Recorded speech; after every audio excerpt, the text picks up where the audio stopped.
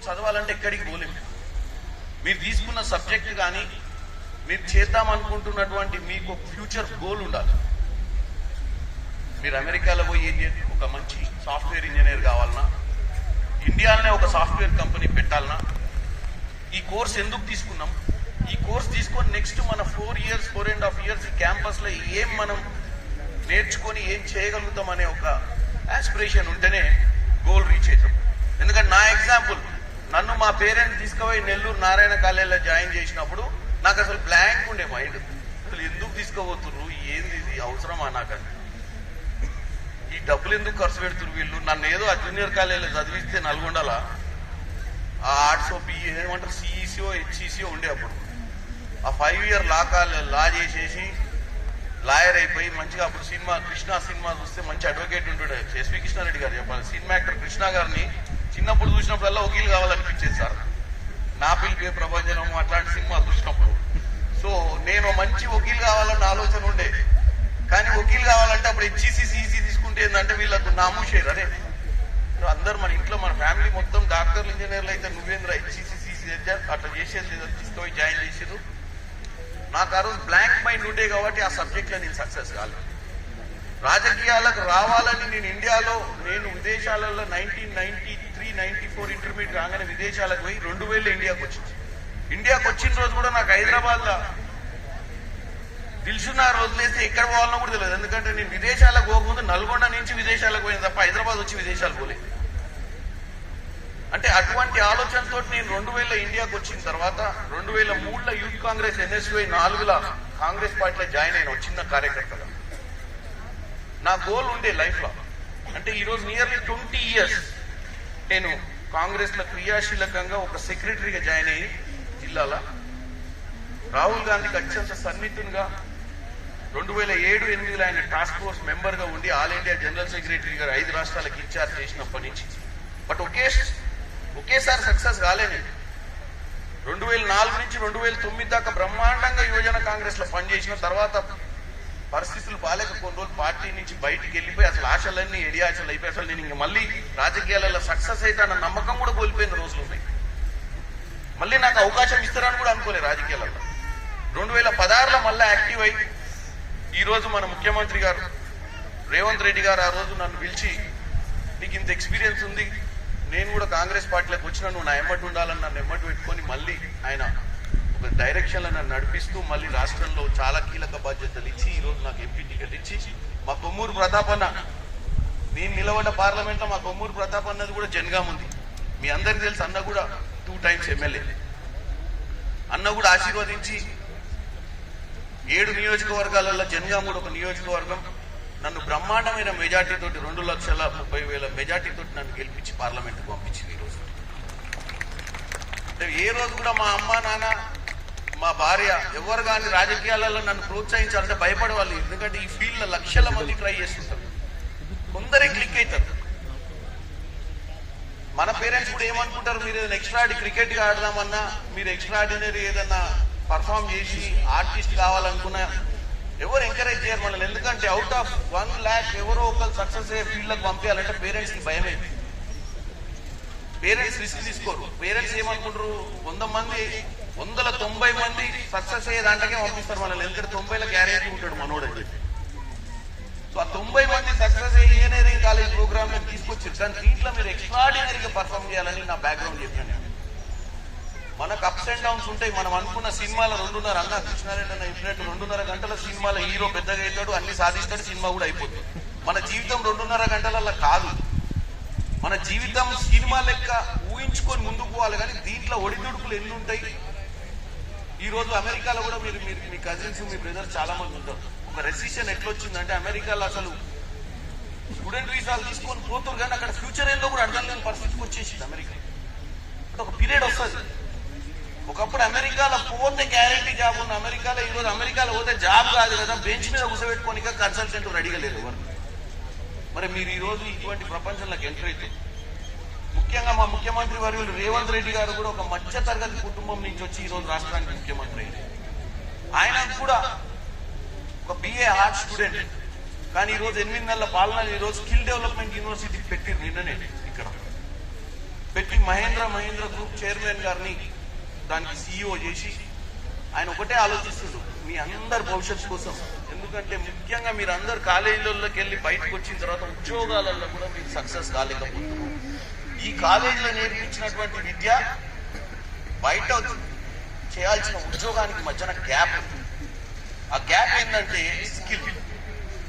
చదువుకున్న పాఠాలకు మనం చేసే వృత్తికి, అంటే సాఫ్ట్వేర్ కానీ ఏదైనా కానీ, సివిల్ ఇంజనీరింగ్ కానీ, మెకానికల్ ఇంజనీరింగ్ కానీ, ఏ సబ్జెక్ట్ అయినా కానీ మీరు ఇంజనీరింగ్ చేసిన తర్వాత మీరు జాబ్లోకి వెళ్ళేటప్పుడు ఆ అట్మాస్ఫియర్, ఈ ఎడ్యుకేషన్ అనేది పనికొస్తుంది. ఈ మధ్యన మీ స్కిల్ని గ్రూమ్ చేయకపోతే ఈ కంపెనీస్, ఎన్ని కంపెనీస్ మనం, రేవంత్ రెడ్డి గారు మొన్ననే జెనీవాకు పోయిరు, చాలా కంపెనీలను కలిసిరు, నిన్న మొన్న అమెరికా పోయిరు, సౌత్ కొరియా పోయిరు, చాలా కంపెనీలు ఇండియాకు రావాలనుకుంటున్నారు. ఎందుకు రావాలనుకుంటున్నాయి ఇండియాకు? ఇండియాలో మ్యాన్ పవర్ అన్లిమిటెడ్ ఉందని. కానీ అన్లిమిటెడ్ మ్యాన్ పవర్ ఉన్నా అన్లిమిటెడ్ చదువు కూడా, మనంత చదువు ఎవరు చదువుకోడు ప్రపంచంలో. మనంత పట్టుదల, మనంత చదువుకున్న వాళ్ళు కూడా నీకు చైనాలో కానీ అమెరికాలో కానీ లేరు. వాళ్ళు ఏంటంటే 10+2 తర్వాత వాళ్ళు ఏదో ఒక ఉద్యోగం చేసుకుంటూ ఆ ఉద్యోగంలో పోతారు. మనం ఏంటంటే 10+2 చదివిన తర్వాత కూడా ప్రాక్టికల్ ట్రైనింగ్ లేకుండా PhD దాకా అవుతాం. విదేశాలలో ఏంటంటే అండర్ గ్రాడ్యుయేట్ కంటే ముందే ఏ ప్రోగ్రాంలో డిప్లొమా చేస్తారో అదే డిప్లొమాలో సైమల్టేనియస్ గా పార్ట్ టైం జాబ్ చేసుకుంటూ వస్తుంటారు వాళ్ళు. అంటే ఇటు చదువు, ఇటు పార్ట్ టైం జాబ్. దీంతో ఏమైందంటే చదువుతో పాటు ఈ స్కిల్ అనేది కూడా పెరుగుతూ వాళ్ళు సక్సెస్ఫుల్ గా ప్లేస్ కాబడుతుంటారు. మన దగ్గర ఏంటంటే ఇంజనీరింగ్, MS, అవసరమైతే PhD వితౌట్ వర్క్ ఎక్స్పీరియన్స్.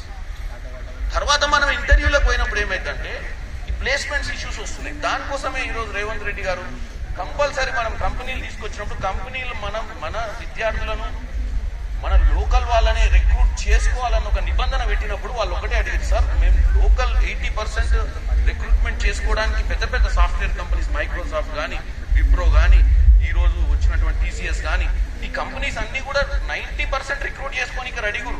కానీ వాళ్ళకి కావాల్సిన స్కిల్ దొరకనప్పుడు వాడు కంపెనీ కూడా నడపలేడు కదా. కంపెనీ నడపాలంటే మీరు కష్టపడి చదువుతో పాటు మీరు ఫోకస్డ్గా మీరు ముందుకు పోవాలని కోరుకుంటున్నారు. ఎందుకంటే మీరు తల్లిదండ్రులు, మీరు అందరు ఉన్నారు, మీరు ఇక్కడ మీ పిల్లల్ని ఒకటే అనుకుంటారు. మీరు జాయిన్ చేసినప్పుడు వీడు 4 ఏళ్ళు మంచిగా చదివి బయటికి రాగానే క్యాంపస్ ప్లేస్మెంట్ వచ్చి, ఇదే కొమ్మూరు ప్రతాప్ రెడ్డి ఇన్స్టిట్యూట్ ఆఫ్ టెక్నాలజీలో క్యాంపస్ ప్లేస్మెంట్ వచ్చి మంచి ఉద్యోగం వచ్చినప్పుడు మీరు మీ తల్లిదండ్రులను గర్వించగలిగేటట్టుగా పనిచేసేది. ఎందుకంటే వాళ్ళందరూ ఒకటే, నాకు తెలిసి ఇంట్లో ఎవరు సూపర్ మిడిల్ క్లాస్ పేరెంట్సే ఉంటారు మ్యాక్సిమం. వాళ్ళందరిది ఒకటే ఆశ ఉంటుంది. మొన్నటి దాకా కూడా మీ చదువుల మీద చాలా ఖర్చు పెట్టి ఉంటారు, ఇది లాస్ట్ అనుకొని పెడుతుంటారు. వాళ్ళు తినకున్నా చిట్టీలు వేసి అవేసి ఇవేసి మొత్తం ప్లాన్ ప్రకారం మీరు పుట్టినప్పటి నుంచి ప్లాన్ వేసుకొని బతుకుతుంటారు. వాళ్ళు ఏంటంటే వీడు ఇంటర్మీడియట్ రాగానే ఇంత ఖర్చు వస్తుంది, వీడిని ఇంజనీరింగ్ అయినా ఇంత ఖర్చు అవుతుంది, వీనికి మళ్ళీ నీ పెళ్లి దాకా ఆలోచిస్తుంటారు వాళ్ళు. సో నువ్వు ఎక్కడో ఒక టేక్ ఆఫ్ కాకపోతే వాళ్ళ గుండె పగిలిపోతుంది. ఎందుకంటే వాళ్ళు ఒక ప్లాన్ ఫెయిల్ అవుతుంది. వాళ్ళు ఏమనుకుంటారు, వీడు ఒక 24 ఏళ్ళ దాకా ఇంత పెంచాలి, ఈ లోపు నా బడ్జెట్ మొత్తం ఆవిరైపోద్ది, తర్వాత వాడు టేక్ ఆఫ్ అయిపోతే నన్ను కాపాడుతాడన్న నమ్మకంతో వస్తారు. ఇక్కడ మీరు దాన్ని దృష్టిలో పెట్టుకుంటే మీరు నిద్రపోదు. మా నాన్న కూడా నాకు 2-3 సార్లు ఇంటర్మీడియట్ నెల్లూరు పంపించిండు, నేను బ్రహ్మాండంగా చదవలేదు. తర్వాత నన్ను విదేశాలు ఎడుకో పంపిస్తే 3 ఏళ్ళ దాకా కనపడ కూడా పోయినా. తర్వాత మా చుట్టాలందరూ మా నాయనకి చెప్పారు, ఇదే పల్లెటూరిని పంపించిన వీడు వేస్ట్ పిల్లలు అని నన్ను అందరూ అప్పుడైనా డిమోరలైజ్ చేస్తారు మా పేరెంట్స్ ఎప్పుడైతే నన్ను చూసినప్పుడల్లా బాధపడ్డారో, నాకు అది ఎప్పుడైతే గుర్తుకొచ్చిందో, ఏదో ఒక రోజు మా అమ్మ నాన్న నేను ప్రౌడ్గా ఫీల్ అయ్యేటట్టు చేయాలన్న పట్టుదల నాలో మొదలైందో 95-96లో మొదలైంది. అంతకుముందు ఏంటంటే వర్రవై మస్తుగా చెప్తుంటారు, మనం చేసుకోవాలి, వాడు చెప్పింది వీడు చెప్పింది తినేదేంద్రవై, మన స్టైల్ మనకు ఉంటుందని. ఒక సినిమా పక్కి ఉంటారుగా మనం, ఈడియట్ సినిమా అప్పుడు అవన్నీ చూసినప్పుడు, ఆ హీరోలో చూసినప్పుడు పెద్ద జిమ్మెదారు ఉండాల్సిన అవసరం లేదు, కలిసి వస్తుంది, అదే ఊరికే కలిసి వస్తుంది అనుకొని బతుకులు. కానీ ఏది కలిసి రాదు. ఒకసారి పట్టుదల పట్టుకొని ముందుకు పోతే 100% కలిసి వస్తుంది. ఎందుకంటే ఒక పార్లమెంట్ అభ్యర్థి రావడం అనేది వితౌట్ ఎనీ బ్యాక్గ్రౌండ్, ఒక 20 లక్షల మంది ఓటర్ల మధ్యన వచ్చి గెలిచి ఒక సామాన్య కుటుంబం నుంచి రావడం అనేది చాలా పెద్ద విషయం. దాని వెనుక నా పట్టుదల ఉంది. దాని వెనుక నా తల్లిదండ్రులు నన్ను చూసి గర్వపడాలన్న ఒక్క పట్టుదల కూడా ఉంది. అది అన్నిటికంటే ఎక్కువ పట్టుదల. ఎందుకంటే అరే ఏదో రోజు మా అమ్మ నాన్న కూడా నన్ను చూసి ప్రౌడ్గా ఫీల్ కావాలి. అరే మా వాడు చూసి పార్లమెంట్కి పోయినరు పోయి, మనం మా ఇంట్లో సర్పంచ్ కూడా లేదు ఎవరు. మా ఇంట్లో సర్పంచ్ కూడా ఎవరు గెలవలేదు, మా వాడు పార్లమెంట్ పోయిందంటే మా అమ్మ నాయన ఈ రోజు అయితే ప్రౌడ్ గా ఫీల్ అవుతారు కదా. ఈవెన్ దో ఎన్నో ఫేసులు చూసిరు, మంచి చూసిరు, చెడు చూసిరు, బాధపడే రోజులు కూడా ఉన్నాయి. మా ఇంట్లో అందరూ మేము 8 మంది, మా నాయనమ్మ, మా నాన్న ఇద్దరు, మా అత్తలు ఇద్దరు, 8 మంది పిల్లల్ని నల్గొండలో ఉంచుకొని 10th క్లాస్ దాకా మా నాయనమ్మే మమ్మల్ని పెంచి రోజు స్కూల్కి, ఎందుకంటే మా పేరెంట్స్ అంతా ఊర్లో వ్యవసాయం చేసేవాళ్ళు కాబట్టి వాళ్ళు ఎఫర్ట్ చేయలేరు. పిల్లల్ని కంపల్సరీ ఇంగ్లీష్ మీడియంలో చదివేయాలని సెంట్ ఆల్ఫెన్సెస్ హై స్కూల్ నల్గొండలో చదివించిన మా నాయనమ్మ.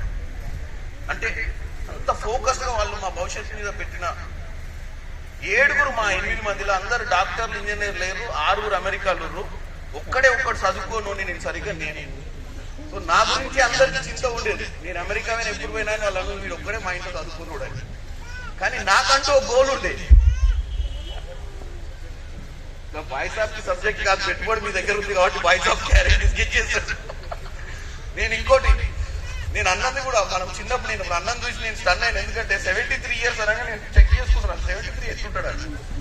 నేను ఇప్పుడు 49 ఏళ్ళు వచ్చే చాలా టైం వేస్ట్ అయింది, లేట్గా వచ్చినాం పార్లమెంట్కి, ఇంకేముంది భవిష్యత్తు, ఇంకో 5 ఏళ్ళు చేస్తే మనం ముసలోళ్ళు అవుతున్నాం కదా అనుకున్నాం.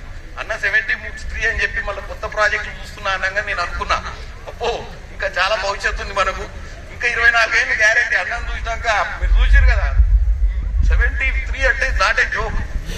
నిజం చెప్పినాం అన్న, వాళ్ళందరినీ రెచ్చగొట్టాలని చెప్పినాం. నిజమే కదా 73, నిజమేనా? నేను నమ్మలేకపోయినా 73. నార్మల్ 73 అంటే ఎవరో ఒకళ్ళు చిన్నగా లేపి నడిపిస్తుండాలనుకున్నా. నార్మల్ గా అన్న ఫాస్ట్ ఊరుకొచ్చింది ఇక్కడికి పైకి. సో మీ అందరికి ఎక్కువ టైం తీసుకొని మీ సమయం వేస్ట్ చేయను నేను, ఎందుకంటే ఒక ఇన్స్పైరింగ్ కావాలని చెప్తున్నా మీకు. ప్రతి మనిషి, నేను కూడా ఈరోజు ఈ కార్యక్రమానికి నాకు ప్రతాపన్న ఫోన్ చేసి జనగాంలో ప్రోగ్రామ్ ఉందన్న, కంపల్సరీ జనగాం పోవాలి మన ఇద్దరం కలిసి అంటే, నువ్వు కంపల్సరీ కాలేజ్కి వస్తే ఇద్దరం కలిసి జనగాం పోదామన్నాడు. ఇంకా జనగాంలో ప్రోగ్రామ్స్ ఉన్నాయి, ఇంతకుముందు 4-5 పెళ్లిళ్ళు ఉంటే అటెండ్ అయ్యి ఇక్కడికి వచ్చిన. ఎందుకంటే మీరు వచ్చి ఒకసారి మా స్టూడెంట్స్ని కూడా ఉద్దేశించి మాట్లాడాలంటే, నేనేం మాట్లాడతాను, నా ఇంజనీరింగ్ స్టూడెంట్స్ మనమేమో పెద్ద చదవలేదని చెప్పిన. అంటే చదువు కాదు, వచ్చి నువ్వేందో చెప్తే చాలు వాళ్ళకి అర్థమైంది అంటే నేను డెఫినెట్గా వస్తాను. నా పర్సనల్ ఇంకోటి నాది ఎగ్జాంపుల్ తీసుకోవద్దాను, ఎందుకంటే మీరు ఈడి దాకా వచ్చినాక నా ఎగ్జాంపుల్ తీసుకోవద్దు.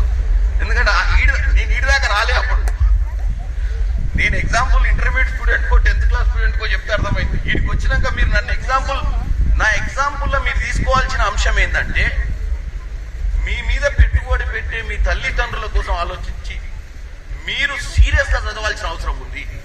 మీరు సీరియస్ గా చదివితే ఈ కాలేజీకి మంచి పేరు వస్తుంది, మీ తల్లిదండ్రులకు మంచి పేరు వస్తుంది, మీకు భవిష్యత్తు ఉంటుంది. ఈడు దాకా వచ్చినాక హైదరాబాద్కి వచ్చినాం, కొంతమంది ఊర్లలోకి వెళ్ళి వస్తారు. హైదరాబాద్కి వచ్చినాం రమ్మన్నా అటు పోగానే 4-5 ఫ్రెండ్స్ ఇక్కడెక్కడ చుట్టుపక్కల కాలేజీలలో ఉంటారు. రేపటి నుంచి ఇక స్కెచ్ చేద్దాం, అట్లా తిరుగుదాం, ఇటు తిరుగుదాం, ఏం మస్తు ఎంజాయ్ చేయొచ్చు కొంతమంది. ప్లస్ ఇంకోటి, ఈరోజు మీ అందరికి తెలుసు, రాష్ట్రంలో ముఖ్యమంత్రి రేవంత్ రెడ్డి గారు వచ్చిన తర్వాత మన పిల్లల భవిష్యత్తు చెడు వ్యసనాలకు బానిసలైతుర్రు. మీరు మీ ఖాళీ సమయంలో స్పోర్ట్స్ మీద కాన్సన్ట్రేట్ చేయండి, ఇంకా ఎక్స్ట్రా కల్చరల్ యాక్టివిటీస్ మీద కాన్సన్ట్రేట్ చేయండి తప్ప హైదరాబాద్ నగరంలో ఉన్నటువంటి ఫ్రెండ్స్ని సెలెక్ట్ చేసుకోవడం కూడా చాలా క్లారిటీ తోటి ఉండాలి. ఈరోజు బయట పరిస్థితి చూస్తున్నారు, రోజు పేపర్ తీస్తే ఏం నడుస్తుంది. డ్రగ్స్ అనే ఒక భూతం విపరీతమైనటువంటి ఇన్ఫ్లుయెన్స్ ఈరోజు మీ మీద పెడుతుంది, చాలా మంది మీద, విద్యార్థుల మీద ఎస్పెషల్.